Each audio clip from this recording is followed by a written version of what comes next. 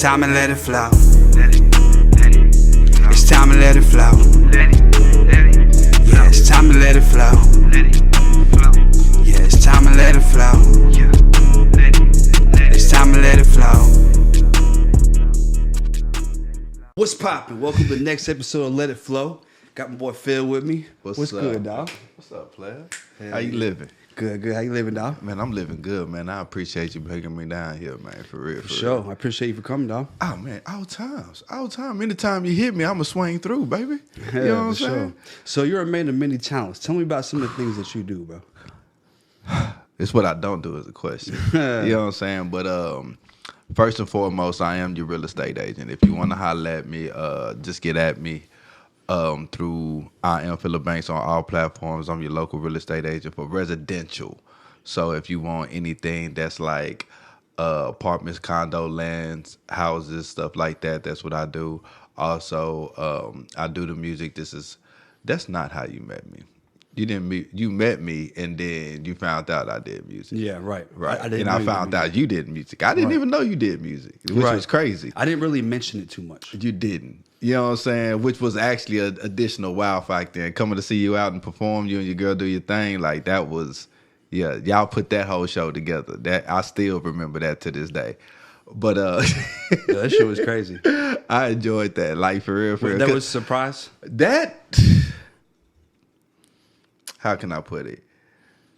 When it came to putting the show together, instead of putting an event together. So being out here in the music scene, you see a lot of people do a lot of things in different ways.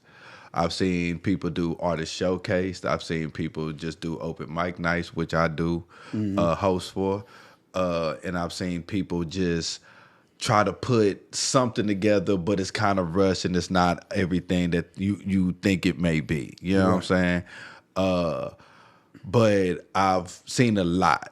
So to see somebody just to put a show around the music, but also other things as well, is right. Comedy and shit. That really just brought a whole ordeal together. Right. So that was actually Neb Network. So that's the network that we're signed to with our YouTube as far as our management. So they put it together and they did a really good job as far as like, the venue and the setup. I met Ned with when we did. I had called you. That's right. Called me over to the butcher. Right. So you shot with us. So, So you met. Yeah, of course. Well, you met. No, you actually came to Neb Studios. I forgot. So you came to Neb and you shot at Neb. Yeah. 'Cause I know we shot here one time for that show we were doing.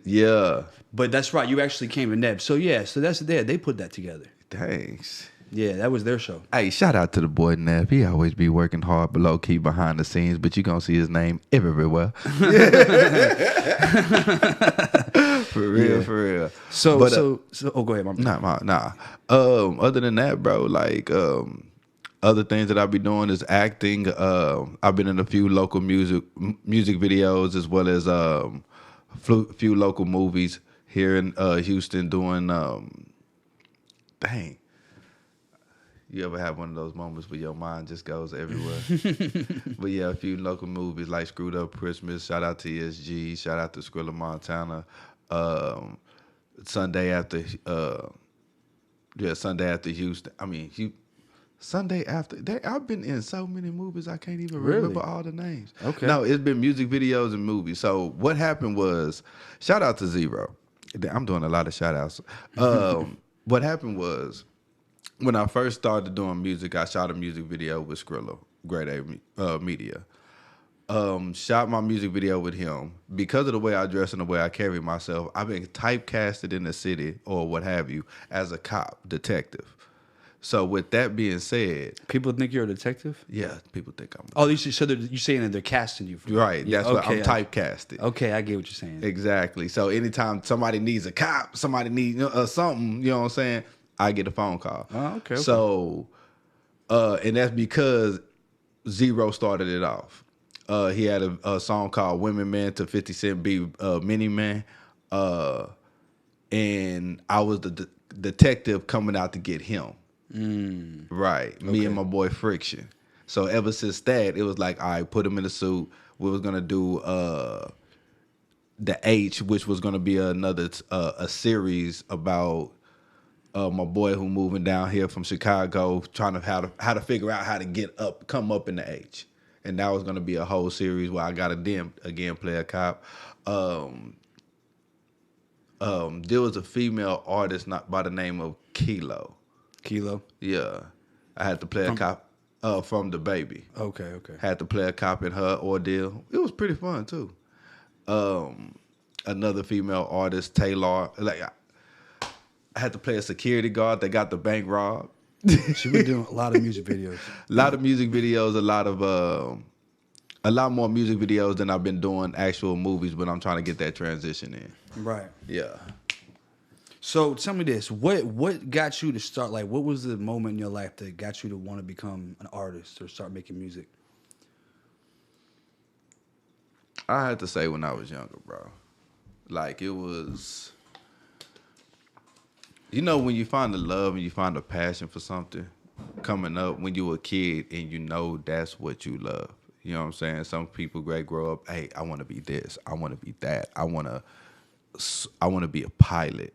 You know what I'm saying? I want to be in the military. Like, I knew I loved music when I was a kid. Right. I knew that this was going to be a passion and this is what's going to, if not get me to where I want to be in life or catapult me to the next level. I didn't look at it as just one end all be all. Now, I would love for that and go get put in one of the Hall of Fames of great conversations of all times. Right. But it was just something that I knew I loved at a young age, and I didn't start writing until like middle school. That's when you started writing songs and shit like that? Yeah. Now,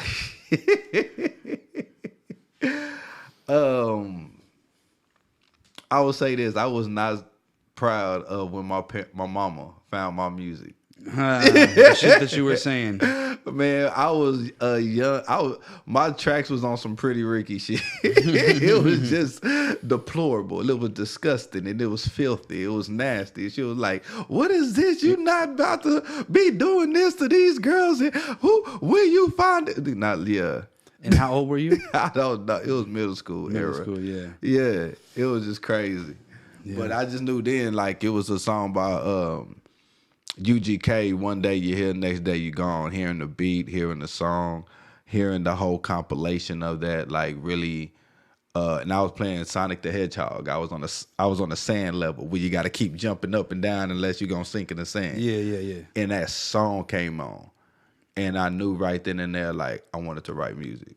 You know what I'm saying? Granted, like, I grew up listening to and watching Michael Jackson, the Jackson 5 movie, the 5 Heartbeats, Temptations, but it was UGK that made me be like, yo, I'm about to start writing. So did you say that you play other instruments too? Yeah, the violin. I started in 8th grade, another middle school thing. Dang, so I heard the violin is like the hardest instrument to learn. I would say more for me, it depends on who you are and what you start with. Like, the violin isn't that hard to learn.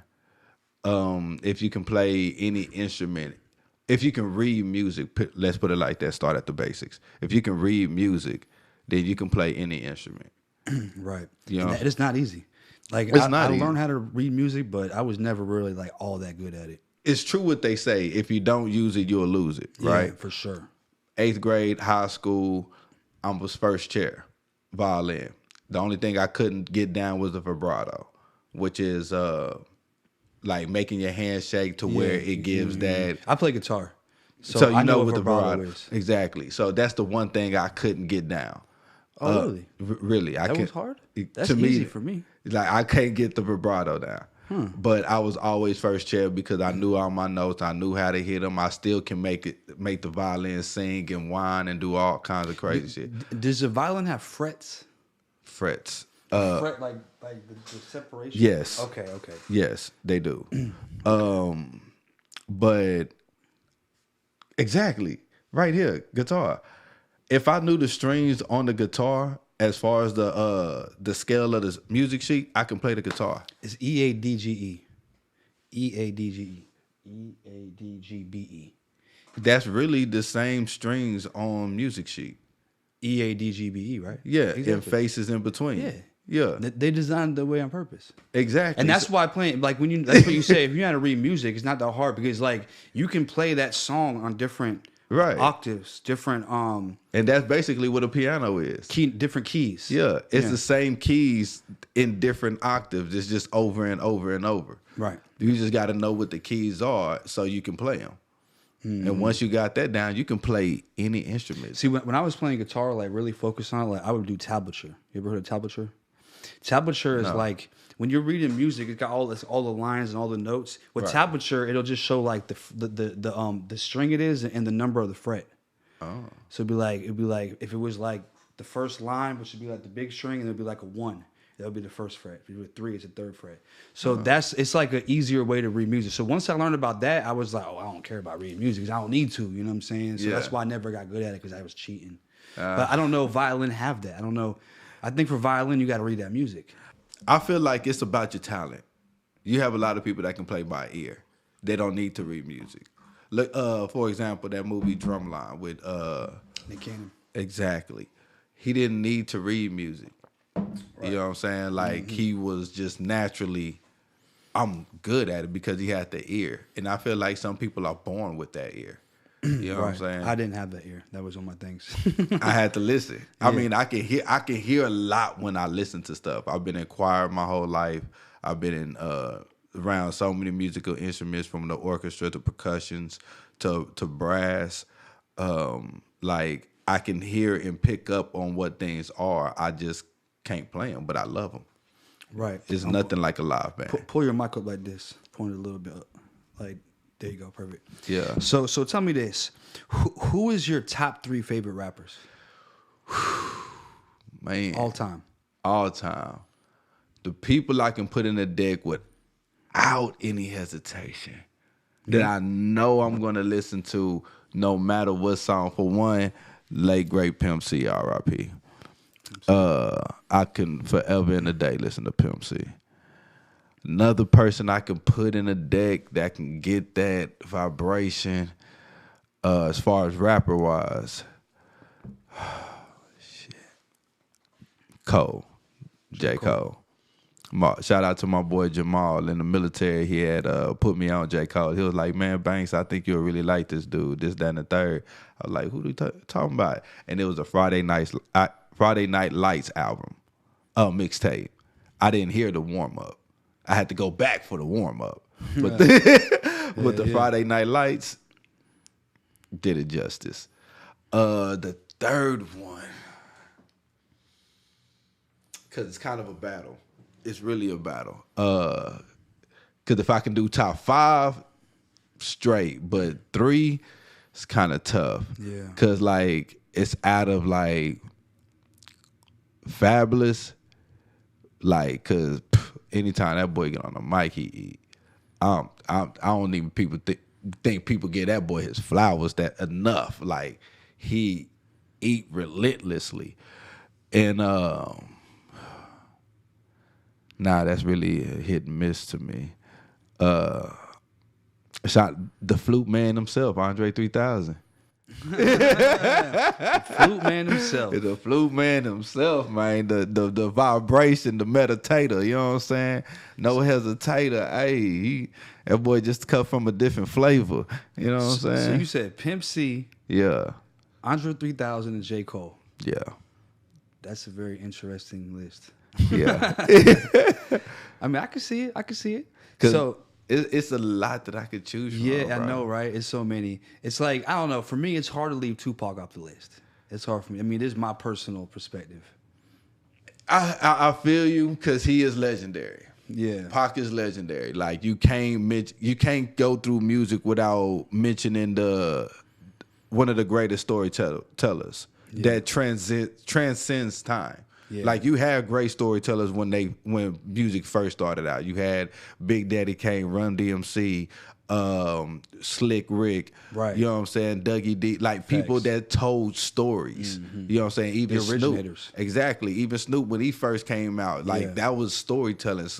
Scarface, you feel me? Ghetto Boys, everybody was telling stories. Right. But Pac was a transcendence. You know what I'm saying? Like, he took the nitty gritty with what he had in the voice and the power of that voice. Some people don't understand how much of an importance of having a voice is. Right. And if you got a certain voice, you can get so much further with that talent. Yeah, Look at Jeezy. Like he had, for real, Tupac definitely mastered the voice. Exactly. Sure. In a short time. Jeezy too. Yeah, because Jeezy lost his voice for a long time. Yeah. You know what I'm saying? And he couldn't do no music. He lost his voice? Yeah. I forgot when he did, but he lost his voice. He talks about it a lot. Well, not a lot, but he used to talk about it that he lost his voice, couldn't respond in music, couldn't do a lot, you know what I'm saying, in that moment of time. But when he got his voice back, went crazy. Because he knew he had that shit. Yeah. When you know you got that it factor, that's what it is. Yeah, Jeezy definitely had his run. You feel me? And the fact that Tupac was able to do it in such a short time, you know what I'm saying? Yeah. Because a lot of people had a lot more years to kind of master it. He had it mastered already. He only had like 5 years? Yeah, they say the great die young. Yeah. You know what I'm saying? Unfortunately, like sometimes I wish I see the great live out their legacy, like Chad, who the dude that played the Black Panther. Chad Boswick. Yeah. You ever go and also did Get On Up with James Brown. Did a hell of a job playing James Brown. Yeah. I mean, there's so many people that you could mention, like Bob Marley. Yeah. You know, like, but Tupac and Biggie. I mean, it just seems like even recently, like Pop Smoke. Yeah. XXX Tentacion. I'm not sure. Tentacion. Like I just know XXX. Yeah, XXX. It's just Nipsey. Because like I feel what's more of an impact of their death was they died unfortunately too young was the impact that they were providing. Yeah. Nipsey was feeding a whole community resources. Right. You know what I'm saying? Pac was not only a great artist, he was a great actor. He was a person that gave back. He was one of the people that took homeless off the streets and just opened his door and like, come sleep here tonight type shit. Right. You know he also had a lot of influence. For at the time, his influence was unmatched. Unmatched. Unmatched. And that was scary to some people. That was. Some people up higher. Yeah. Like, you know, so it is a lot of like questions. You could cause a whole movement just from the snap of your fingers because you are who you are. How do you feel about the recent arrest? What is his name? Keith D, yeah. He said he killed Tupac and Biggie. Was that? No, he said he killed Tupac, but like in the shows, like they said he killed Biggie too. And this is I'll continue. I'm sorry. No, go ahead. Yeah. Like, what do you think about that arrest? I feel like, for one, there's an old proverb that says gangsters move in silence. And a lot of people don't take that to heart. Like, if you really a G, if you really done whatever you done, and there's no reason for you to advertise what you've done. Right. Look at old mobs. Nobody getting out here trying to be seen. The point of doing stuff is doing your dirt is getting away with it. Not coming back and telling everything you did because you feel like you've gotten away with it. Like, right. There may be statute of limitations for a lot of stuff, but like even the police or whoever gave that press conference said, there's no statute of limitations on murder. You know? Yeah. Even still, the fact that you had a hand of killing somebody so significant over something so petty. Right. It was your pride. You know what I'm saying? And so you believe he did it? Do I believe he did it? I don't know. Because a lot of people have a lot of stories that they can't keep to themselves. Yeah. You know what I'm saying? That'd probably be why he would, if he did do why he's talking about, like you said, his pride. Yeah. It's like, I can't keep it inside anymore. I killed Tupac. It was me. He even had a book. Yeah, that there was a supposedly a tell-all book or something like that he had, where he even talked about some of this stuff. But I guess the FBI or people that powers that be was like, we're gonna see how much more he's gonna tell. Kind of like Goodfellas. Remember when they was making all that money And old boy got in his feelings. It was like, man, I'm gonna start writing down the book of the ledger and keeping all the records. Right. And his mama was like, nah, just burn it. You don't need that. And that was one of the key evidence that brought the whole thing down, was his ledger. Right. Shut up sometimes. I forget what his name was. Yeah. Don't remember his name. Yeah. You just need to shut up sometimes. If you did your dirt, do your dirt. Now, am I happy that he did that? Nah. Because you took away from me as a fan, because I'm a fan before I'm an artist. I tell people that all the time. Right. As a fan, you took an influence away from me. Yeah. You know what I'm saying? You took something that could have motivated me to be greater than what I am or what I was or what have you. The entire world as a whole. You took away a icon, a figurehead of music that could have pioneered the navigation of it. Of hip-hop as a whole. Exactly. As a whole, yeah. Instead of allowing it to fall to it's not exactly falling, but come to what it is as it is right now. You know what I'm saying? Music generally is so it's not saturated. It's messaging. It's messageless. You see, like their longevity is about that. But for those who don't, it's just partial. It's you're here for a moment now, and there's nothing's wrong with that. But there's no longevity. Like you gonna have your good run. Just make sure that if you one of the one hit wonders or one of the good runs or what have you, that you use that money to invest in something else. Yeah. You know what I'm saying? Because there's a lot of people that jumped in and jumped out. Well, a lot of people, you don't know if you're only gonna have one hit that goes. When you get into the music industry, you think that, okay, I got this hit, I got to keep up with the lifestyle, I got to get a car, got to get some chains, I got to get like a bunch of clothes, I got to basically blow all the money you made off of that record, or most of it, thinking that that's the stuff that you're gonna need to have the next record. But then you don't realize that you don't need none of that stuff. What you need is another record. You know what I'm saying? And if you got that, and then you need to worry about that first. Look at Kendrick Lamar. You know what I'm saying? Like you would expect him to buy a mansion. Right. What he did, go get a normal house in the hood or somewhere, wherever he got his house at. Mm-hmm. You know what I'm saying? Make sure all his people was straight. And they say like J. Cole, like he'd be like riding his bike and shit around and stuff, like, and not wearing a bunch of designer stuff like that ever. Like they're not blowing their money. He's not even dressing like that in his videos. Exactly. J. Cole dressed like, dang, what's that dude name? Old school cat.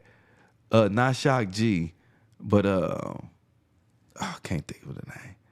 But there's an old school cat in the video back in the day who didn't really care. He was fresh, but he really didn't care about like all the extra shit. Yeah, right. It's not that J. Cole's not fresh. It's just that he don't go and worry about buying all the newest clothes, spending $2,000-$3,000 on the shirt.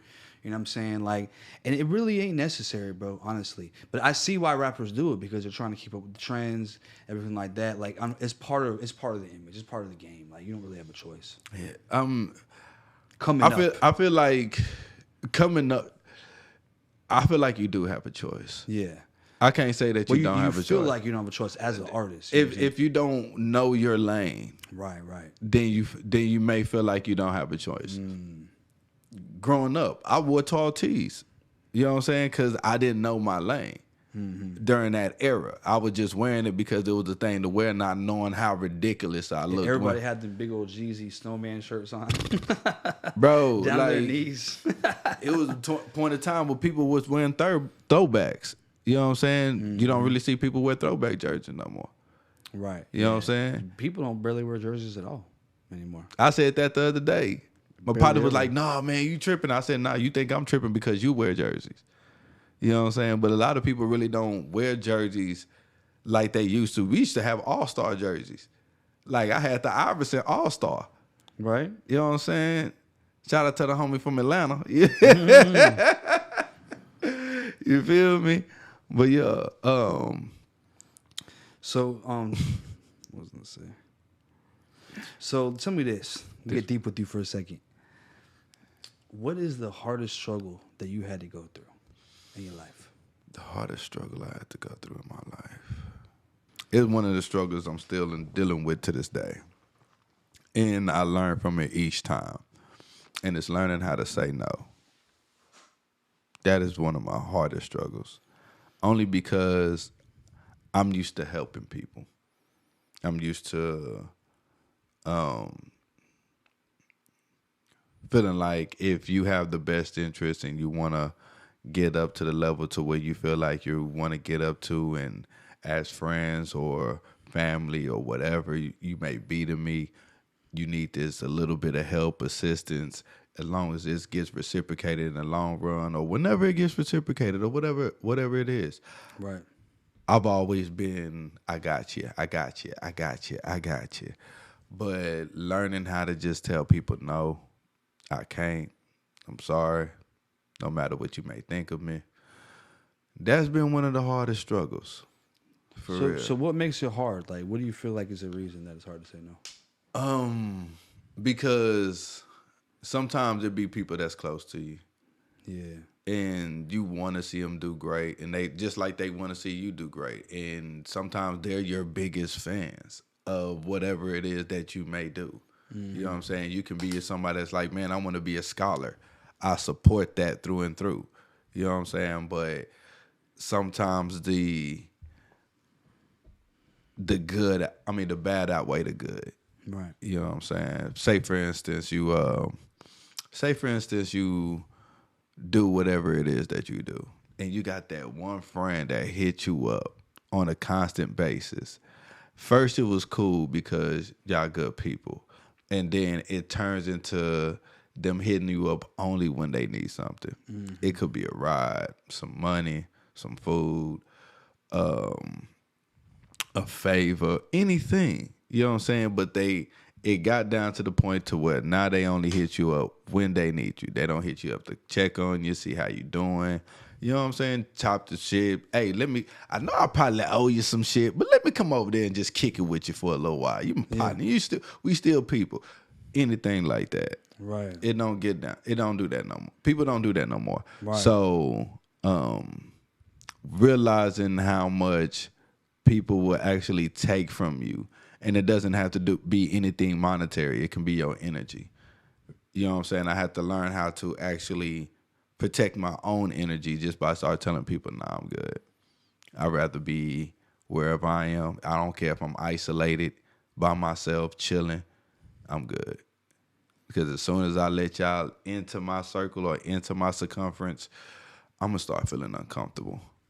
And I'm going to want to leave. And I don't want to leave if I'm somewhere where I'm supposed to be comfortable. Yeah. No, for sure. I mean, what you're saying is true. There's something I struggled with before, too. It's like sometimes, like, you want to be helpful to people. I'm naturally the same way. I like to help people. But sometimes it's like, bro, if all this helping shit is fucking me up. You know what I'm saying? And it's like, it's got to be like a two-way road. Like, if I'm going to help you, see, I got to the point in my life where if I'm going to help you, you got to help me. We're helping each other here. Like, look at all the rich people, successful people. Who do they have around them? They help each other. They're like, hey, I got to do this thing. You got me? And you know I got you. And they're like, yeah. And they come back, oh, I got this, I need this thing. You got me? It's like, they're always got each other. They're building, they're both elevating each other.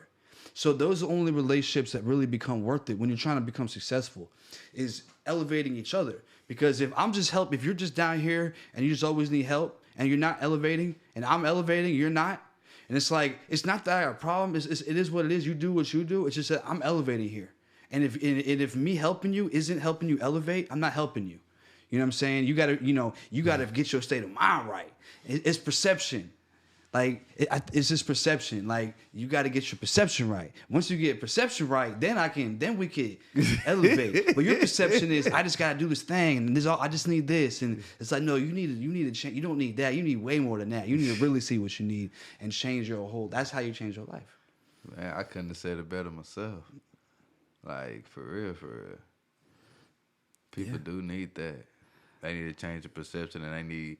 And sometimes perspective. Perspective is what I meant to say. Yeah. But they also need somebody outside of themselves to let them know what it is that they need. Because sometimes listening to yourself all the time is what's going to fuck you up. But see, that's the problem. Is that people don't want to hear it. Like, you know what I'm saying? If you go to somebody and you tell them that shit, like, hey, look, this is what it is. Like, this is what you need to hear, bro. Right. I'm the type of person that'll do that. And some people don't, and I've probably offended people, and people don't fuck with me because of it. But I'll be like, look, this is what you need to do, and I'll be genuinely trying to help them figure the shit out. Like, if you do it like this, you're gonna get on, you're gonna be good. They're like, but then they feel like I'm offending them. Like who the fuck you? Like, why you know what I'm saying? Like, all right, bro. And I tell people this all the time. As soon as you put everything and anything is business, everything and anything. Right. As soon as you put your emotions, and your emotions include your pride of feeling like somebody, oh man, you telling me something that's going to put me on. I start feeling some type of way. Why? Because either I didn't think of it myself, or you telling me, or whatever it is. But I start feeling some type of way. That's your pride. That's your ego. Right. Now you letting your feelings get in the way. You've already lost in business. Exactly. You already lost your key point of negotiation. You're right. It's like somebody came to you and tried to help you, especially on a business tip, and you took it personal. Yeah. It's like, but the thing is like, I told you, why would I tell you this? Because I'm trying to help you. Like, I care at least a little bit to tell you. Because otherwise, why should I tell you? If I don't care, I'm not going to tell you. But if I do, I'll tell you. I'm telling you because I'm trying to help you. But you're looking at it as I'm talking shit.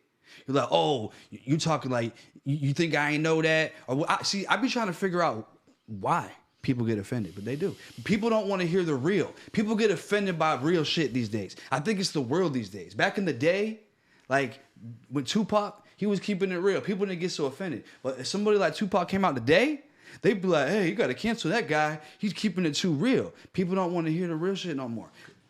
I had a conversation with somebody about this earlier, and it was one of my female friends, and she was like, you always MIA, you always ghost, you always this, that, and the third. And when I was beginning to tell her hey, I'm like this because of certain situations, this, that, and the third, she proceeded to cut me off in the middle and proceeded to tell me what was on her mind. And it goes back to what you just said. People don't listen. They don't take the time to listen, and they don't want to listen. They don't want to hear. They just want to say whatever they want to be heard. Exactly. So how you going to want to be heard when you don't even take the time to listen? How you going to expect someone else to listen if you're not going to listen? Exactly. You know, so, and yes, people are super sensitive these days. That's because the world has gotten way too political. You can sue anybody for anything.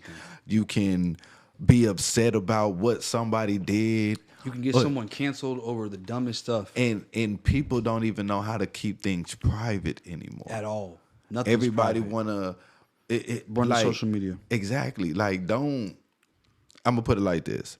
If you're in a relationship of any kind, you're married, you're not married, you got several chicks on the side, whatever you got.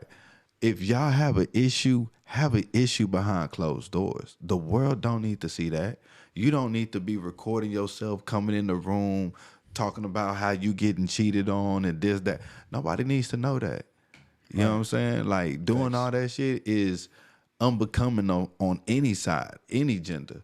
You know what I'm saying? Right. And keep that shit together, because at the end of the day, what does that look like? If you're a man coming in the room doing that, what that's going to look like for your future prospect? Oh, if I'm messing up, he won't put that out to the world. I don't even care.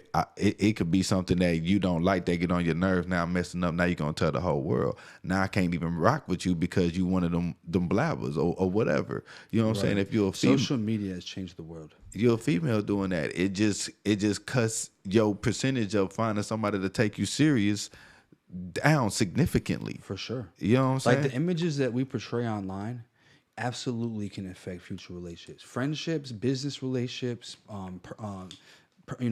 sexual relationships, all that shit. Like, all that shit gets affected. And I don't think people think about that. They don't. You know what I'm saying? Like, they don't think about the long-term effects of some of the things we'd be doing online. Because it's there. Like, there's screenshots of it. People see it. They can't unsee it. Like, you might have took it off of Instagram, right, but people remember. Like, they're like, oh, I remember what she was posting. Facebook remembers. Facts. Facebook remembers. They never. You thought you forgot? Facebook remembered. Yeah. Like, damn, I did post. It's gonna say 4 years ago.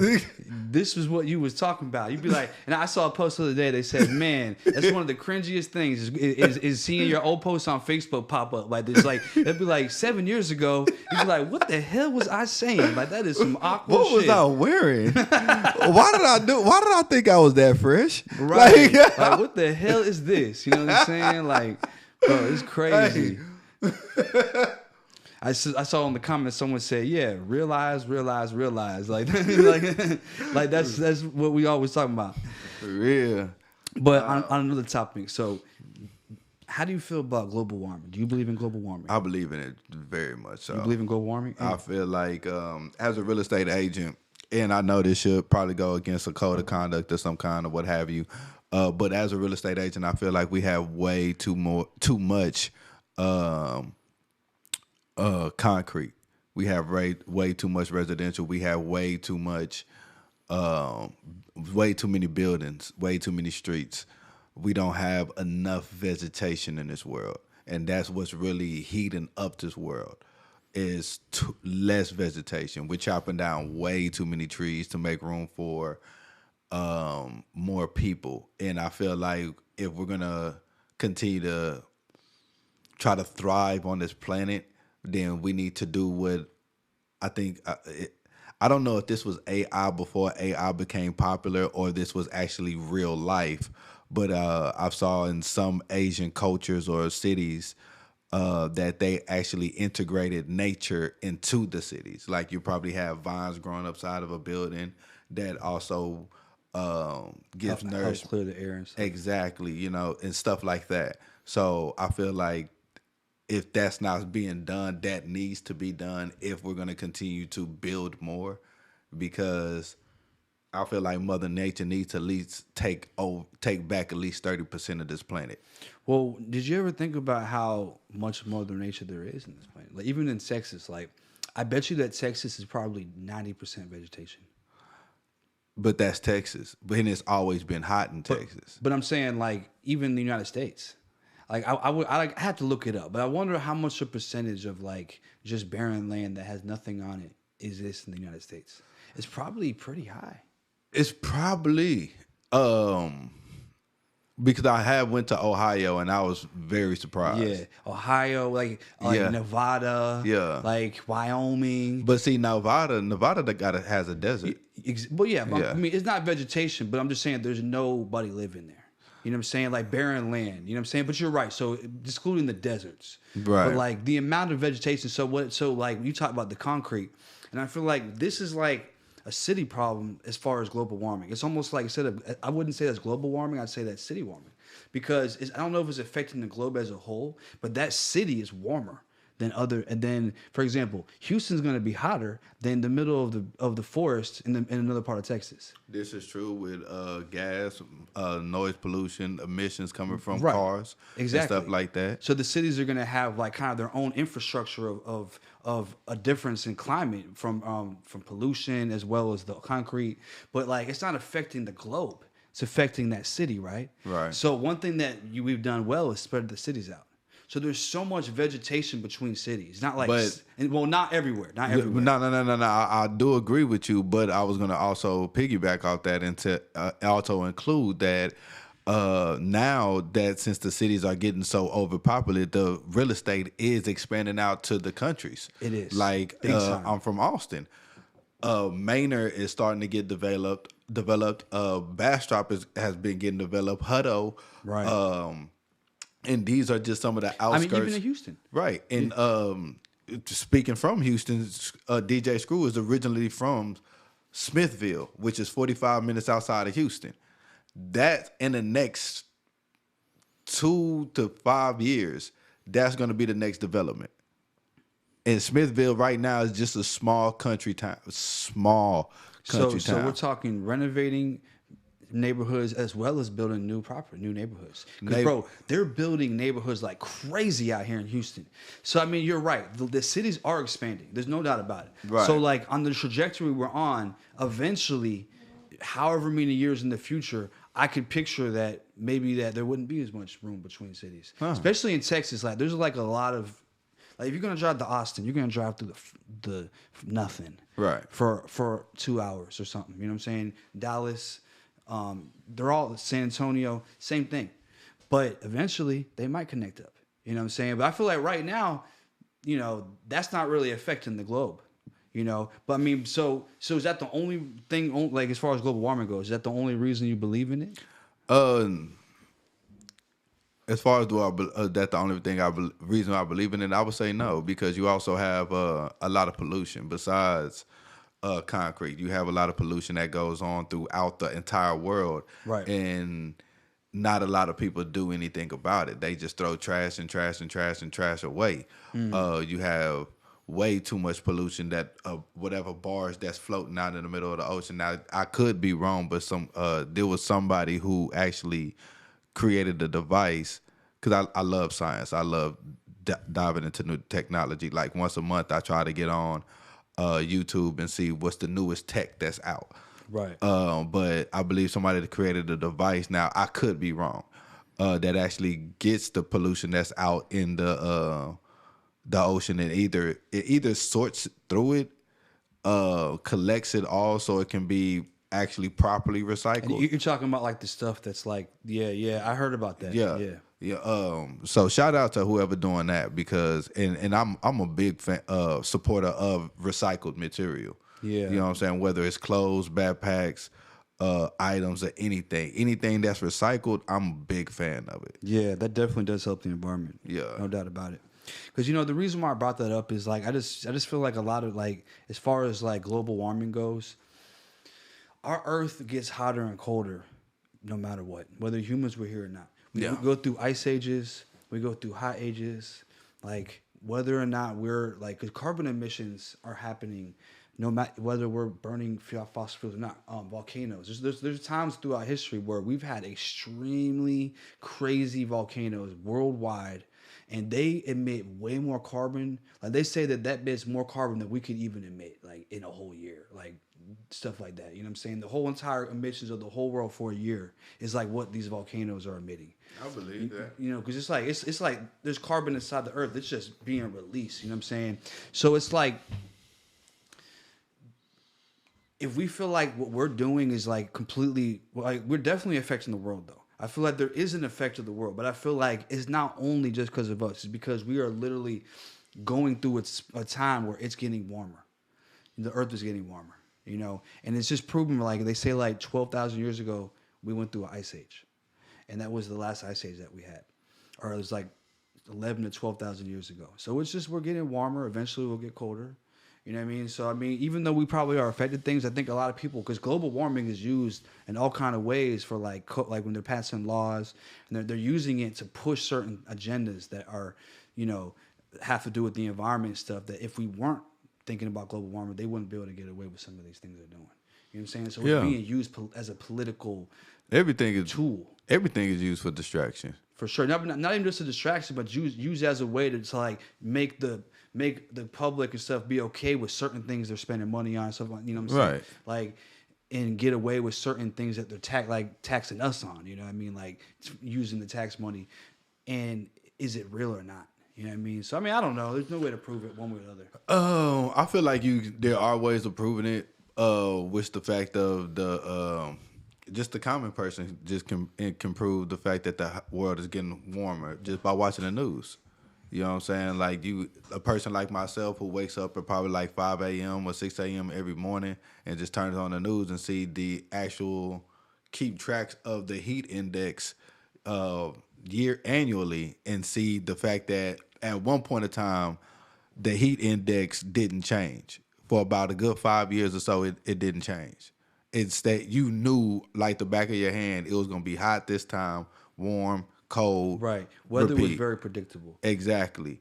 And then after something happened, I forgot what year or what decade happened, to where the index just continuously spiked and spiked and spiked. Every year, they always say, this is a record-breaking high. That's this true. This is a record-breaking high. That, right? Yeah. So let me ask you this. Have you ever heard a harp?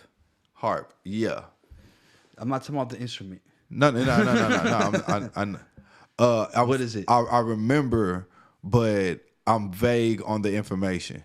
Okay, so HARP is basically like, and I'm vague on it too, but from what I understand, it's in Alaska, and it's a very huge device, that's emitting some sort of energy, and a lot of people believe that it is capable of changing the weather. Yeah. Okay. Okay. Now I know where you're going. It's emitting waves into the stratosphere, not the atmosphere, that's causing the jet streams to go diverge a certain way. So certain places that's not getting, it can keep certain places from getting wet, rain, cause drought, famine, and flourish other places with water abundance and stuff like that never had water before. And some people think that it can also cause disasters such as hurricanes and tornadoes and stuff like that. But also it could be changing the temperatures. Yeah. You see what I'm saying? So like we don't really know what's going on. I mean, but it's just I think it's something that the world needs to be more aware about. Yeah, that's like one of the stories is the fact that they're starting to explore Alaska, and for some reason, for years, Alaska has always been off limits to explore. Nah, it was Antarctica. Antarctica. Why I say Alaska? Yeah, Antarctica. Mm-hmm. Yeah, it's so you heard what I'm talking about. Yeah. So I'm very curious about that. Well, they say that there's so many theories about Antarctica. A lot. I mean, I'm sure you heard about them, but they think that. So one theory is that they think that, like I heard you mention earlier about Hollow Earth. Hollow Earth. They think that there's a possibility that there's some sort of way to get into Earth in Antarctica. Yeah, and this is one of the only ways to get in there. And apparently, they think inside the Earth there's some other world civilization. Right, and there could be human. They could not. They could be human-like. Some people think there was giants who roamed the Earth before. They could be inside the Earth, just like mermaids, because they just found out that they have oceans inside the Earth that are bigger than the oceans on the top of the Earth, inside the Earth. So what would it be impossible to say that there could be mermaids that live inside the Earth, and maybe at a time when there was less humans, they would come out. Yeah, and they would be on top of Earth, and then we started coming around. They're like, "Oh, we're just gonna stay home inside." Because I mean, even mammals can split into different species. You have different species of bats. You have different species of even bears. Bears were once all brown or red bears until one of them was like, "Hey, I'm about to go north to south," and became polar bears. Now they're all white and well. You want to know what's interesting? If you take a pig from a farm and it gets free and it gets out, within like 6 months or so, it'll turn into a boar. It'll grow tusk. Yep. And it'll turn into a boar. The same pig that's in the farm will turn into a boar. They're the same thing. It's just about where they're living. The environment they're living in will change. What they're eating will change them. So that's... You are what you eat. Yeah. Yeah, exactly. Literally.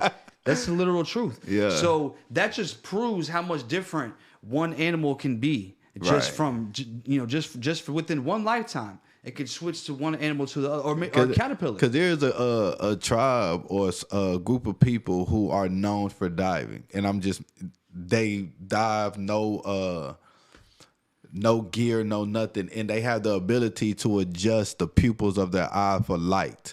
You know what I'm saying? So they have the ability to hold their breath longer than the average person because they've been doing this for just their culture. Right. You know what I'm saying? So I do believe that people have the ability to change or adjust certain features or what have you. I'm not saying going under the knife, but I'm just saying through the times of evolution, through years and millennia. So do you believe in evolution? Yeah. I'm not saying that I believe in I'm Darwinism. So you don't believe in Darwinism? To an extent, I can see where it comes into play. To another extent, I'm always iffy because I'm not the person that can physically say, yeah, that's the truth. Right. So it's a possibility. It's a possibility. Yeah. And I'm always open to possibilities. Well, the problem with Darwinism is that there is a point in time where we went from here to here. Right. And in a shorter period of time, it could have ever been possible based on the other evolutions we had. Right. One of them was like this. It was just like went from here, taking millions of years, and this one took however many. I don't know the exact numbers. And that's what makes Darwinism. That's why it's a theory and it can't be proven. Right. Because it's not perfect.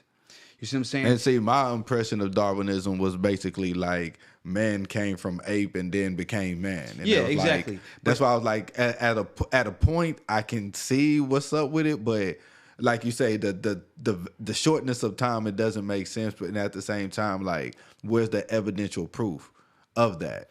Yeah, the only evidence we have is that we have other forms of humans from different stages that they say line up. Like when they find this stage, like this person had these people had 4 fingers and their skull was shaped like this. So we know it's this. They had this many teeth. So we know it's this people, you know, and every time we find that, it matches up with those years. When we find another form, they're later on. But I mean, I could say that, but I can also say there are groups and tribes of people who practice certain rituals to change how they look. Exactly. You know what I'm saying? And there's also certain groups of scientists that's not there to give us facts, but to explain away what the truth actually is. Right. That's the problem. So here's the thing, and this is actually one of the questions I was going to ask you. Sometimes I wonder if some of these early, like Neanderthals, for example, just throwing out there, because Neanderthals were very close to humans. Like they were very recent. They weren't like a million years ago. They were more recent, you know. And what if the Neanderthals or other forms of humans were actually intelligent? Because they try to tell us that the only ones that was intelligent is humans. Because, I mean, didn't the Neanderthals do Stonehenge? They don't know. It's possible. It's possible. And isn't those giant heads, you know what I'm talking about? Yeah, the ones with the giant heads. Isn't that in the Neanderthal region? Yeah, that is. And they not too long ago, I want to say in the early 2000s, late 90s or mid 2000s, they just recently discovered that there's actually a body attached to those giant heads. Oh, a Neanderthal body. Yeah, like underneath the ground, there's actually a body attached to that head. They just thought it was heads on top of the ground. Oh, you're talking about Easter Island. Yeah. Easter Island, yeah. Mm-hmm. Yeah. I mean, so doesn't that display some form of some type of intelligence? Right. That's a good point. So it's possible that somebody else, a human, came and built them on top of a mound where Neanderthals died. You see what I'm saying? Could have been an homage or it could have been like a cemetery. Right. And they just built the shit on top of it. You know, so we don't know. It's not saying that's true, but that's what archaeologists would say. Well, we don't know if they built it. We just know that they lived there at one time. But see, because like they always say, there's some time wherever there's false, there's truth, and wherever there's something that's made up or stories or origins and stuff like that, there's also some truth behind it. So that could be. And this is just far-fetching. This is kind of reaching, if you will. That could be Easter Island. Easter Island could be the Norse mythology version of Jotunheim when it comes to Thor and Odin. How they wanted to banish them and what have you. And that was their, since you said it could have been a burial ground cemetery, that could have been Jotunheim, the place where all giants went to die. I mean, anything's possible, bro. Because, like, I feel like if there's Neanderthal bones below the Easter Island heads, right, they could have. We don't know what happened, but I feel like there's a possibility, and I don't know how much evidence can support this, that these other forms of humans, pre-humans, could have been intelligent as well. Right. Because we have this whole like human supremacy, which means that we as humans feel like we are supreme to all other beings on Earth. We're better. We just feel like we're better in every way, and that means that it's possible that. We don't want to look into it, but what if like some of these pyramids and some of these structures, the Easter Island heads and these pyramids that are all over around the earth, these megalithic structures, what if they were built by people who weren't even humans? They were pre-humans and they were stronger. They could have been giants. I don't know what the hell they were, but they could have been another form of human. I will partially concede to that for the simple fact that when the world was healthier, we have better oxygen, better growth, better food. So I do believe that we were probably bigger and stronger than what we physically are right now. Also, when it refers back to the Easter Islands of being the burial site of what have you, if we don't have evidence of that, of bones or or anything like that. It could be a possibility that was so long ago that those bones actually turned into fossil fuels that we use as gasoline to this day. So we're probably driving the evidence, if you will. Right. But see, we find bones of like Neanderthals and all kind of things. And I was just about to say that, because when you go to places like the desert that doesn't have no minerals, no resources, it's kind of like,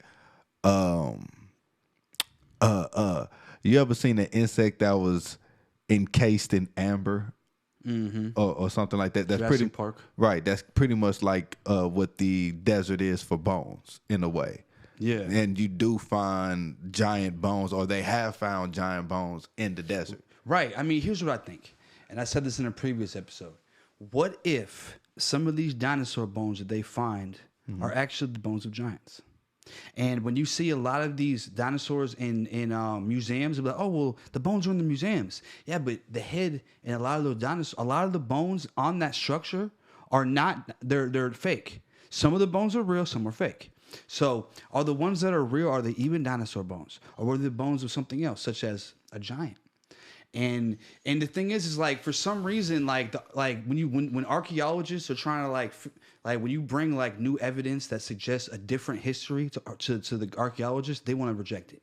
Yeah, because, I see that. And I'm gonna tell you why. Because these archaeologists read books, they have classes, they have spent their whole career. And a lot of them are old. They spent their whole career pushing this agenda. Like, this is the truth. So if everything were to change, it would mean that all their books are BS. Everything they ever said was BS because they were wrong. So it pretty much takes their whole word and shoves it down the drain. And when they're dead, people will forget them because they're like, oh, they were the guy who was saying that, but that was wrong. It was really but isn't that true with majority of the archaeologists anyway? But yeah. In general. That's the thing. This isn't just about giants. This is in general. Right. But when you go back to saying that some of the bones may or may not be giants, I can see that, but I can't see that. Like, I can see that in the way of this could have been a femur, or this could have been a wrist bone, or this could have been this that goes to this part of the giant. But since they didn't know what it was, they said it was an animal. I can see that, but I can't see that because when you... Well, go ahead, my bad. When you also look at bone structures of other creatures and animals, and then we used to have a animal that's still alive from prehistoric times, and you can match their bones up to their ancestors, which is like, you talking about like alligators and crocodiles, and I think it's a Komodo dragon. When you can compare those bone structures to their ancestors directly, then it's kind of hard to refute the fact that some of these bones are animal bones and these other bones are humanoid, right? In a sense, right. So you have a point, and that's why like a lot of people, I know people who don't believe in dinosaurs at all. Right? They don't. See, sometimes I have trouble with that because I don't know. I think the same thing. I'm like, they do find bones. Right. So I think maybe it's possible there was dinosaurs. Right. You know what I'm saying? But I think it's also possible that some of these archaeologists find giants, the whole entire skeleton of a giant, but they only take the bones with them that could be passed off as dinosaur bones. You get what I'm saying? And then that's where and we don't know we don't know how long humanoids have been on Earth. These giants could be from millions of years ago. You know what I'm saying? Like, that's the thing. We don't really know how long. So, and that kind of so I beg you this question.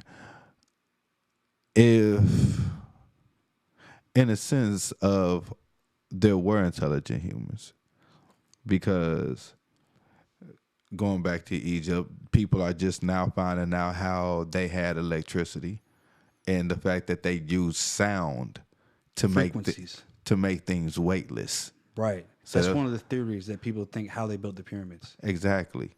But the fact that they was so intelligent enough to do that, you know what I'm saying? But when it comes to the bones, I would expect them to like have some type of documentation or evidence of, because there's a process that makes sure that everything that we have that's published here is public knowledge. Not only public knowledge, but checked before it becomes published. Exactly. You know what I'm saying? And you just said it. And you just said it. So I'll give you an example. There's newspaper articles from the early 1900s that they were finding giant bones, like full giants, in like Northern America somewhere, and they were publishing it. But then it was getting, oh, never mind, we made a mistake. They weren't giants. You know what I'm saying? So what you just said is that if for example, let's just say I found in my backyard, I was digging a hole and I found a whole fucking giant. I'm like, we had giants in Texas. We know. And then I go and call somebody, like whoever, and next thing you know, like the government people come. You know, like what is that? The Smithsonian people come. They're like the head of science and like the history and shit like that. Like, so they come. Okay. And they say, oh, well, let me excavate this. We're gonna go check this out and see what happens, and then it just disappears. And you're like, well, I was gonna write. I got this guy who wants to write a paper on this and put it in the journal, the science journal. They're like, what? Well, that's not a giant. That's not a giant. Key word, journal. Oh, this not published. Exactly. It's a journal. Right. So to get in these journals, exactly. But to get in these journals, to get your stuff published, they have to approve it. It has to be approved. There's an approval process, like you said. No, right? no. But this is what I'm saying though. Like, there's so much truth in a journal that you're never gonna find published. So yeah, it can get in the journal. Oh, right, exactly. Right. To get published in a real legitimate scientific. Exactly. Unless you're published, it really doesn't matter. It doesn't matter what the truth is, but just know that the truth is there. Yeah, exactly. So the point is that the only way you're going to get into the official publishment is if the people who we're talking about, who are trying to keep their agenda, like their career based on the history that they spoke about. If you bring something separate, they're the gatekeeper. They're like, hold on, we're not going to publish that because we don't like it. Keep that. Go put it in the journal. And that's the point I'm trying to make. It's like, even if someone does bring legitimate proof to these people, they're still going to be like, oh, that's not legitimate. We don't agree. It's fake. Because like you said before, you have to go against years, if not decades or centuries of these people saying that this is the truth. Exactly. This is what it's supposed to be. Right. You know what I'm saying? And how dare you go against that or refute that in any kind of way? Exactly. Yeah. So, yeah, I mean, you're just pretty much going against the army right there. You're going against the army. and they're backed by the U.S. government. Because the U.S. government supports this narrative. You feel what I'm saying? Because it's like, look, what does it look like if everything we told was a lie? You know, because think about it like this. What if the Egyptians didn't build the pyramids? What if they found the pyramids? They were already there. What if a lot of the stuff we found in this world was already there? And think about it. Think about all those crazy ass churches they have in Europe. They were over there living horribly. They were arguing over pieces of chicken, killing each other over nothing. Out there in Europe back in the day, like killing each other over nothing, fighting wars about religion. Like they had no good sewer systems. They were living like complete trash, but they were able to build the most beautiful structures in the world. Some of the most beautiful structures that we built, like some of the churches. I mean, some of the things I can actually refute because, like, when it comes to building the pyramids, they actually documented through the hieroglyphics how they actually built those pyramids and the structures. They did it, though.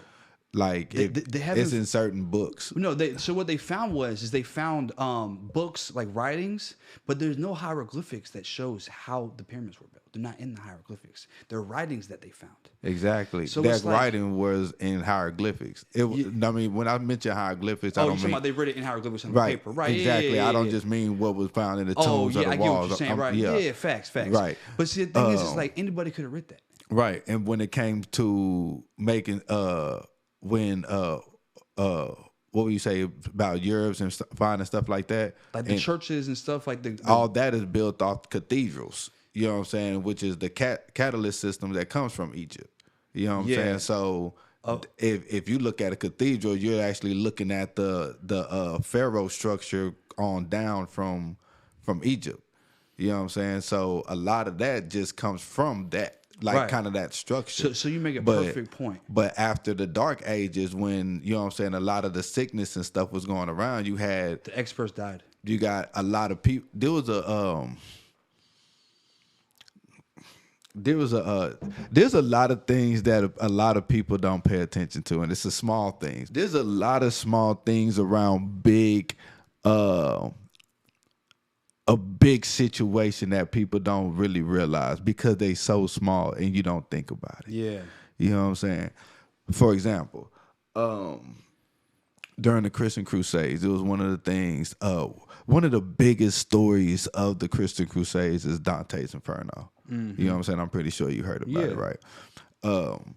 It just, and I don't mean to be dark or go to that side, but that was one of the big stories, just to keep people in line or in tune with the message. Mm-hmm.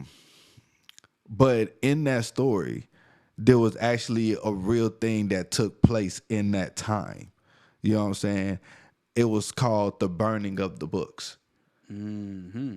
And what people don't understand about what the burning of the books meant was they were burning all the evidential proof that where this knowledge came from. Exactly. You know what I'm saying? The Library of Alexandria.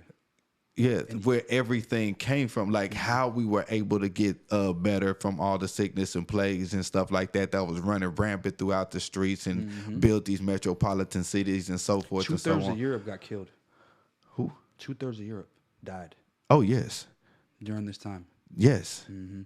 Like, it was horrible. That's because when the wall went up, there was no resources that can get to Europe. None. Which wall was that? The Ice Age. And everything froze over. You know what I'm saying? Like, you couldn't get nothing. Like, it was hard. So that's why everybody started fighting each other. Like, hey, this is for resources. This ain't about you. This ain't about me. I got everybody to feed, and you ain't trying to share. So either you gonna get down or lay down. Which one it is? See, it's an interesting thing you bring up because it's like during that time, the Dark Ages and the Renaissance, like we had like they burnt the books. They went and burned the original Bible. You know what I'm saying? They went through Jerusalem. The Crusaders went and burned all the information. And it's like, why? Why would they do that? And it's like, and some people believe, like there's a theory out there that people believe that we actually found a lot of these cities. Like, we didn't build these cities.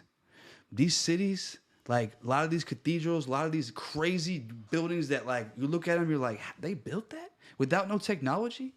Like recently, like during like the Dark Ages and Renaissance times, they built that shit. Like the 16th Chapel, they talk about it. They talk about how they built it. They write about it. But how the fuck did they build that without nothing? They're dumb. They already done burn all the books and shit. I hear what you're saying, but you also got to think about this. When you measuring the scale of intelligence, you got to understand by whose standards are you measuring this scale of intelligence. Right. There's a tribe, the blackest tribe on earth, the blackest people on earth, the Dogon tribe. Mm.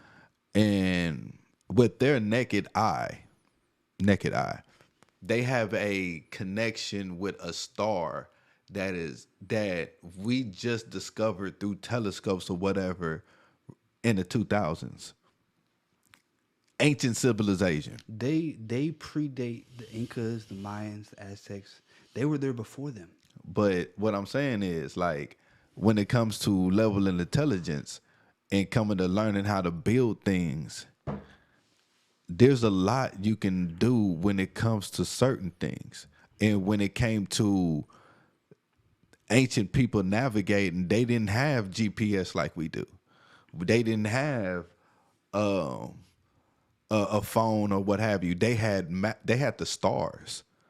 So a lot of the buildings and structures, how we're able to build by satellite, they have to build by stars.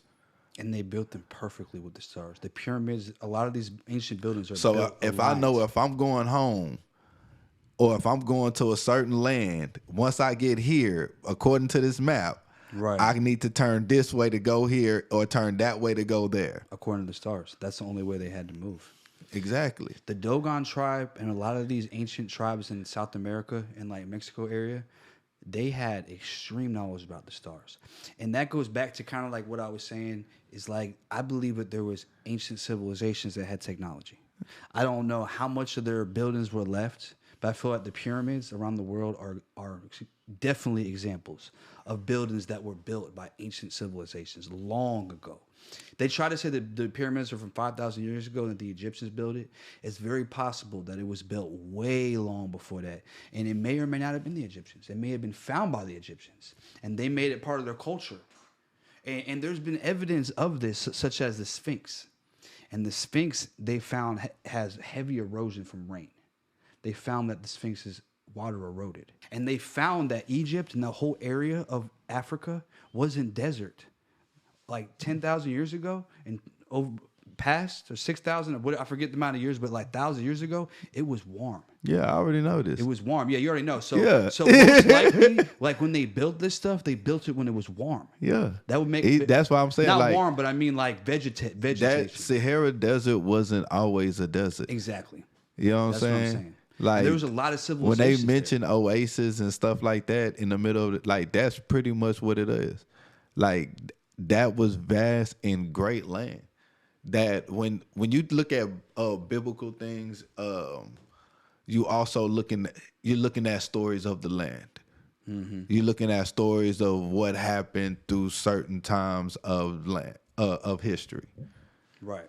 So in my assumption, when you're looking at certain things that's biblical, your 40 days of nights and rain, that's going through Africa. That's going through the Sahara Desert where it's drowning out everything now. The desert, now which was once lush and vegetation, now look like the bottom of the ocean. Right. So think about this. The Bible has Noah's Ark. In Gilgamesh, I forget what is it called, I forget what the book's called, but the Gilgamesh, it was an old book that we found, and it talks about a flood very similar to Noah's Ark. Almost all of the Epic of Gilgamesh, almost all these around the world, they have these stories about a worldwide flood, and it wiped out civilization. Yeah. So it's very possible that the civilization that it wiped out was an advanced civilization that had technology. Just like you spoke about Egypt, how they had electricity. This is what I'm talking about. Like, so, and with that theory, I would then thus ask, whatever happened to this so-called city of Atlantis? So, a perfect example, Atlantis, right? and I believe that is directly connected with this. Yeah. Because if there's stories all over the world, speaking of a flood, that raised the sea levels 30 or 40 feet. Which is possible. Yeah, you see what I'm saying? They're doing that pretty much right now with global warming. Here's a theory, okay? It's even deeper than global warming. Between 11 and 12,000 years ago, there was a huge rise in the sea level, 30 to 40 feet. And there's evidence that shows that a whole flood covered North America, covered a lot of the world in water. Like a full out, like just water just rushing. And here's the thing, this was an ice age that we were going through at the time, right? We were in the middle of an ice age. And they believe that a comet hit the North American sea cap. This is called the Younger Dryas impact theory. And this impact was there was multiple impacts. The asteroid hit multiple parts of the world, and like a lot of Europe, a lot of the stuff was covered in ice. And when it hit it, it melted the ice and made that's why the sea level rose, because the ice melted at a very rapid speed. And then boom, city of Atlantis underwater. It's gone. I can see that because it was I don't know why the ice age hit, but a meteor hitting the earth would make sense with the rapid change of temperature and atmosphere collide so much and for so long, because a meteorite falling at that speed, no matter how big or how small, it could have adverse reactions to the earth. And they say it was big. Yeah. So that does make sense in a form. Yeah. And it hits the North Sea cap. I can see that being plausible. A huge, like, where all the water just hits, like, we're talking about ice and water filled with rocks and everything just coming at a very large speed. And it's knocking over. So if we have, for example, like, where's the evidence of the civilization? When that water hit, like houses like this are gone. Yeah. They're gone. Done. Because we're talking about water that's hitting at an extremely high speed, that's way up in the air. Tsunamis on untold amounts. It's like a tsunami on steroids, right? And these houses are gone. Everything's gone. The reason why the pyramids and things lasted because the only reason why the only thing that was left was the structures that were built very well.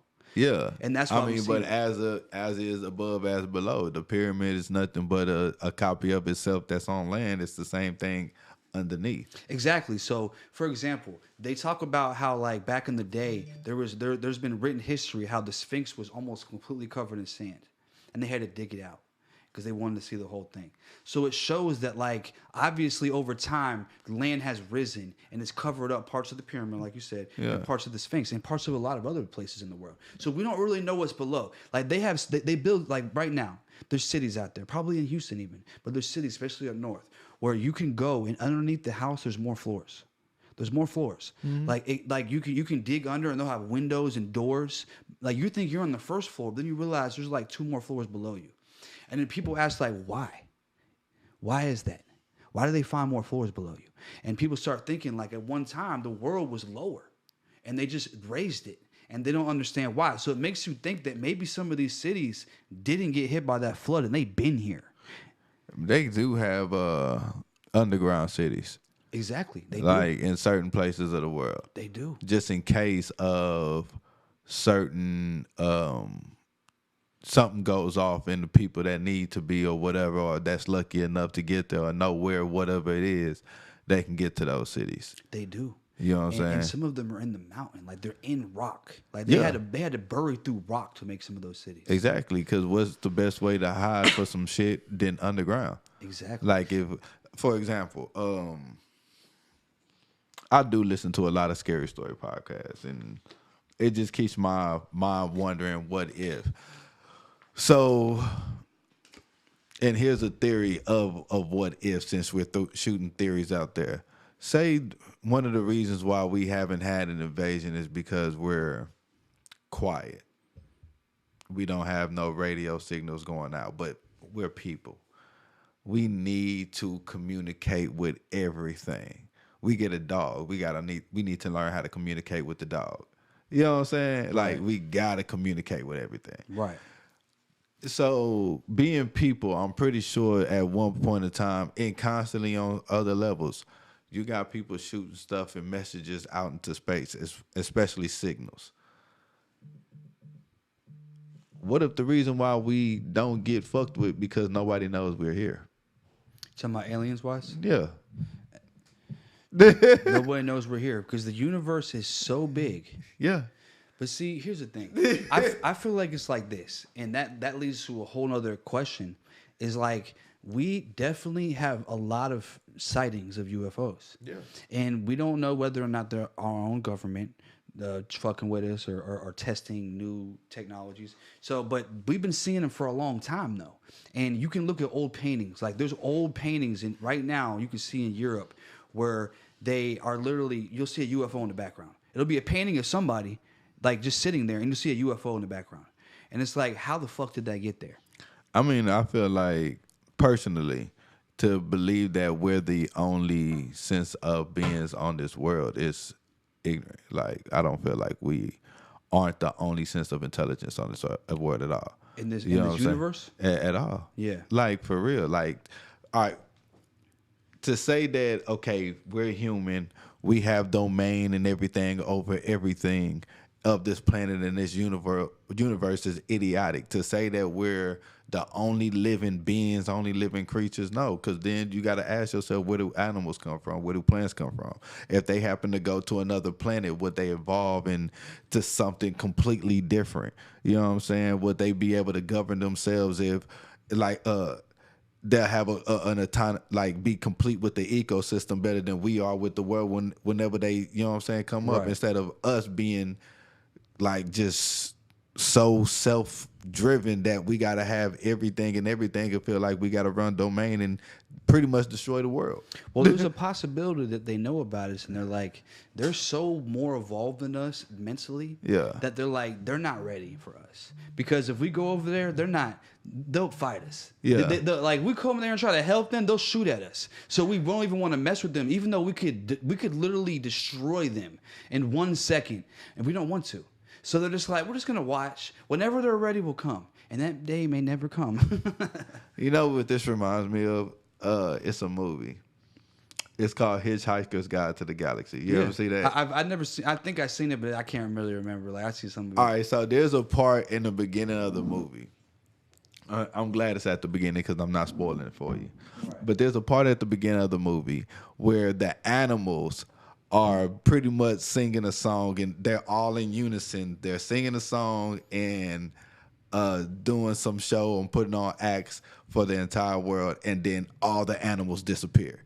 Because it was like, hey, we've been trying to tell y'all for years this is about to happen. Y'all wasn't trying to listen. We're trying to tell you how to escape or trying to do this. Whatever they tried to give a message. Didn't say, humans never caught on. Right. They disappeared. Next thing you know, big ass ship out of nowhere come to destroy the earth. Bam. Yeah. I mean, and that's true. Like, they may have given us messages that we didn't interpret, you know, in different times. Like, we didn't realize. I would say yeah, but then I would say more so of the fact if I'm thinking outside the box, I would say that animals do have an ancestral and an inherent sense of intelligence of themselves. Well, I believe they can communicate with us, right. And they can also communicate with their own kind at the same time, right. without being what's the word? Rejected from their own kind. Yeah. For example. Right, because they're messing with humans like that. Yeah. Right. Mm-hmm. For example, there was a movie called Congo. Mm-hmm. Group of old school movie. Yeah, I've seen it. Right. Group of scientists. They were messing with that one gorilla. One gorilla taught them how to do sign language. Yeah, exactly. She got rejected by her own kind. Exactly. But what if she never got rejected? Right. Then she'll be able to communicate with her own kind, therefore shares whatever information that they able to give across. Back and forth. Exactly. I mean, I believe that animals communicate within themselves, and they have a level of intelligence that we don't understand. I think they're way smarter than we think. Yeah, I know There's they no doubt are. about it. Yeah. No doubt about it. They have a high intelligence, and we know how smart they are. It's just that they don't have the ability. They don't have like the ability that we have to build and do some of the things that we do. But look at ants. Look at bees. Yeah. Look at how they build their where they live. It's amazing. We look at an ant nest. You actually really look at it. It's crazy. Like they're building a whole city under the ground. Yeah. And how do they even know to do it? Oh, that's like, and that's what I mean. Inherent intelligence. Exactly. You know what I'm saying? This is something that's embedded in them. If we knew how to have some type of intelligence that allowed us to communicate with all different species to actually be in unison with the ecosystem, but at the same time transverse or however that we deem is comfortable to us, you know what I'm saying? Then this world, I don't know. I'm just getting too deep and too philosophical. I believe that it's a lost talent. You understand what I mean? Yeah. Like this is something that we've been able to do before. I believe in the past, like Native Americans and stuff, like they believe that they were able to, you know, somehow connect with the animals in a way that we can't. And there's still people now who can. Yeah. I mean, now, is there's mysteries and things about this world and secrets about this world that we don't know and that we choose to shut ourselves off because we feel like we know everything? I feel like there is. Absolutely. Do I feel like ancient civilizations or civilizations that were not in tune with technology as we are, that dull our senses from actually connecting with the world and actually able to feel and hear the vibrations and not having a generation to tell you about chakras and feeling the energy and the frequencies, and you actually knew about that genuinely and knew how to actually harness that and feel everything around you. You know what I'm saying? Like, right. I feel like ancient civilizations knew how to do that. Right. They knew whatever to smoke. They knew whatever to drink. They knew whatever ritual or what they had to do, inner, out of body experiences. Like, for example, people who astral astroplane while they, I was about to say hydroplane, astral project while they sleep. Right. You know what I'm saying? I feel like they still in tune with probably whatever ancestral of what they have through their bloodline or family tree that allows them to do that, and they probably not even aware now. And there are some good and bad things about that as well. Right. You know what I'm saying? There's a lot of secrets of this world that we are privy to because we're dull to it. Right. I believe that, like, this is how I see it works. The way that we built technology was, we're like, oh, you know, gas, and we go on fossil fuels, and that's what fuels our power. But I believe that that's our, like, since the what I talked about, like the end of civilization, we built a new civilization, and our technology went in this direction. And we use combustion engines, and that's our technology. I believe that earlier civilizations that were advanced didn't do that way. They used energy frequencies. They were in tune with their chakras, and they were able to find some sort of energy or power from within their self. They were more understanding of within. You know what I'm saying? We're always worried about what's out here. Worried about the clothes we wear. Worried about everything on the physical world. We're not so much worried about what's within. And I feel like earlier civilizations were more about what's within. Like you said, they ate the right foods, they consumed the right stuff that kept them, they understood their chakras. And as a result, they were able to, their technology went a different direction. So if Egypt did have electricity, they were using the pyramids probably to harness some sort of power and send it out, wireless. You know what I'm saying? It was a different type of electricity, but it was still producing power, but it didn't need as much. It wasn't no nuclear reactor or nothing like that. Nah, because, I mean, it was probably, and this is just spitballing, and I'm not saying I'm right, I'm not saying I'm wrong, but it could have been, because as we both stated, there was lush vegetation in rivers and stuff like that going throughout Egypt. It could have been hydroelectricity. Right. You know what I'm saying? There's no telling what was going on below the ground, what we can't see. Exactly. So it's just that the way our technology is now, it's like we spoke about at the beginning, it's hurting the planet. We're using technology that is sending out all kinds of stuff in the atmosphere, affecting the ozone layer. It could be maybe possibly doing global warming. Possibly could be doing global warming. I will admit that a lot of stuff that we do nowadays generate to global warming, especially everybody in Texas. I'm sorry, you need a car, but the fact that as many cars that we drive, and shout out, you know what I'm saying, to what Elon Musk is doing with his electric car that started the whole series of electric cars with Ford and Mercedes-Benz and everybody else that's coming out with their electric cars. Right. That's really going to cut down on the emission output for people that's going to start purchasing those. And hey, we need more charging stations. Here's the thing about electric cars is that they're still going to charge the battery. Right. So they still have to use the power from their house, which is still produced by nuclear, by coal power plants. Like, if we're all going to use a car, we're going to charge at our house, and then we're going to have to use more electricity in our house, which is going to use more coal and more nuclear. So at the end of the day, we're still relying on a power source that has to be combusted somehow. You know what I'm saying? Like, now, I say this. When it comes to nuclear power, do I want to live like The Simpsons? No. And when I say that, having a nuclear power plant in the backyard, no. Right. That's too much air pollution. People don't even realize, like, how many people grow up that live next to those type of plants and how and that type of stuff, all their life, and how much sicknesses or whatever they may have growing up. You know what I'm saying? I got a homegirl who grew up next to a power plant her home life, and she has lupus, and I guess she doesn't realize, or her parents doesn't realize, like, it's because they grew up next to that power plant. You know what I'm saying? Like, so do I want to live like that? No. Right. But would they possibly harness some type of nuclear creation to where things are ongoing and you never have to use fuel or anything like that? Again, yes. Why do I think that? Because nuclear is, if you can harness it in a safe way, and this is what I guess movies, scientists, whatever, they've been going on about it years, because anything that's in the movies, eventually you're going to see coming into real life. We had cell phones back in sci-fi movies way back in the day, Star Trek, whatever. Right. And nowadays, this is the common thing that we use every day. Exactly. So using nuclear reactor to harness so things will always forever be powered, so you will never have to continue to use resources from the earth so it can rejuvenate and so forth and so on. I can see it going that route in a safe way. But the problem is that nuclear power plants, first of all, the waste is very radioactive. So, when you got overabundance of that, eventually that could cause other environmental issues that we're not aware of.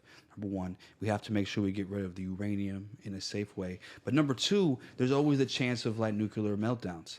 And when that happens, it's horrible. It doesn't happen often, but if it does, it's one of the worst as far as our environmental crisis. That's one of the worst you could think of. And that's why I say, do I want to live like the Simpsons? Yeah. No. Right. You know what I'm saying? But the Oblongs, no.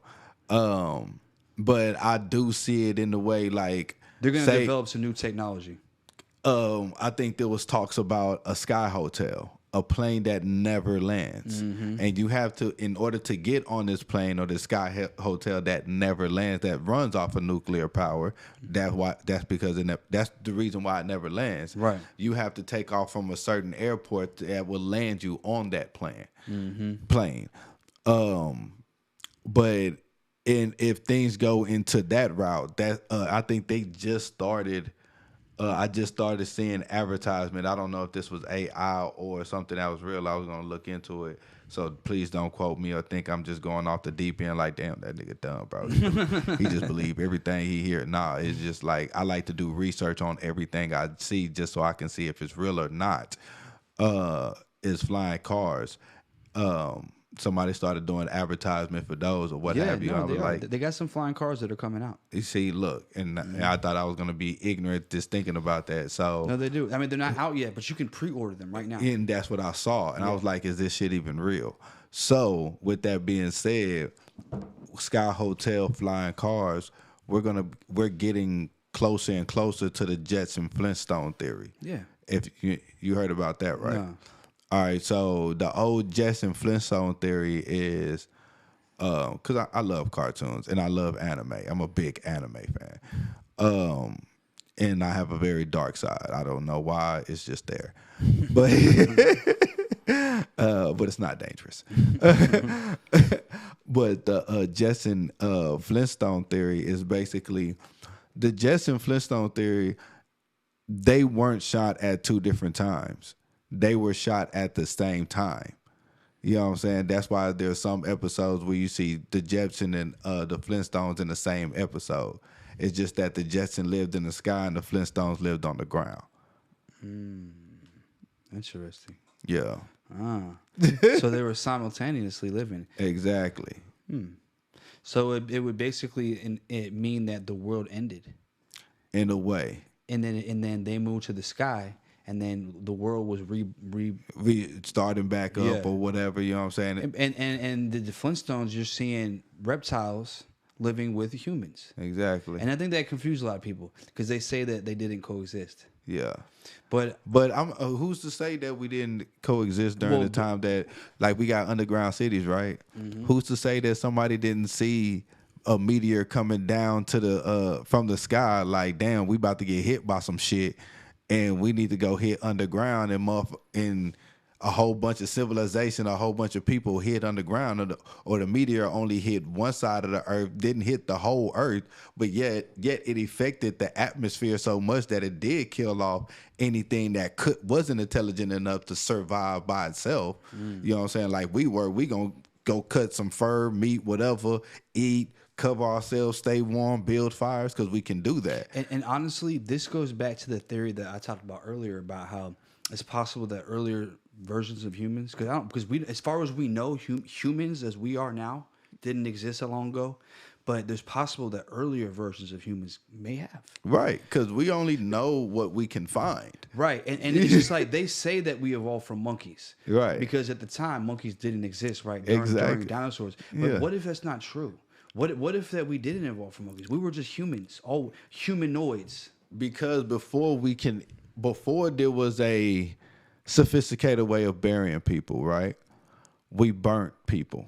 Right, so you know what I'm saying? The bones would still survive, right? No. The bones wouldn't survive. You burned everything to ashes. Oh, so you figure out how to make a fire hot enough to actually burn bone, right? Because if a regular fire won't burn bone, it'll Exactly. burn everything. That's why they build pyres that burn, like even in old European times, they built pyres to completely burn So there everything. is no bones. And not only that, there's also the possibility that they crush the bones. That too, was just a ritual. Because bones, like if you burnt the body or something like that, there's still nutrients in body. Like people forget that sometimes.